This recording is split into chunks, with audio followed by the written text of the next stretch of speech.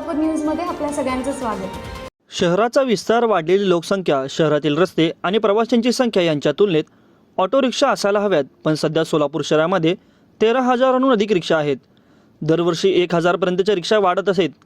त्यामुळे बहुतेक रस्त्यांवरती वाहतुकाची कोंडी व अन्यथा वाहनधारकांना वेळ वाया जाण्याचे प्रकार घडत आहेत। या पार्श्वभूमीवर 2017 मध्ये खुले झालेले ऑटो रिक्षांचे परमिट बंद होणार आहेत। नवीन ऑटो रिक्षा घेतल्यानंतर प्रत्येक 2 वर्षांनी फिटनेस तथा योग्यता चाचणी करून घेणे बंधनकारक आहे।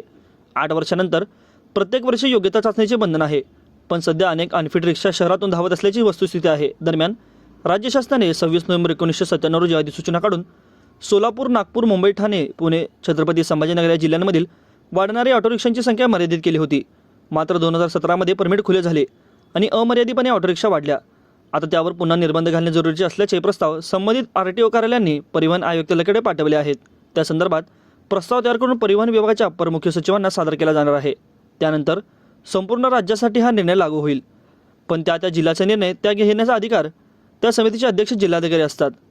शहरातील ST स्टँड परिसर, रेल्वे स्थानक परिसरात रिक्षांची दाटी पाहायला मिळते। शहरातील अन्य कोणकोणत्या रस्त्यांवर वाहनांची गर्दी होते अशा रस्त्यांची माहिती संकलित केली जाते। 1 ऑगस्टपासून त्या रस्त्यांवर दररोज 2 सत्रात सकाळी व सायंकाळी मनुष्यबळाची उपलब्धता पाहून कारवाईची मोहीम राबवली जाणार असल्याची माहिती सुधीर खिराडकर, सहाय्यक पोलीस आयुक्त वाहतूक, सोलापूर शहर यांनी दिली आहे। माझं सोलापूर न्यूज या YouTube चॅनलला सबस्क्राईब करा आणि बेल आयकॉन प्रेस करायला विसरू नका।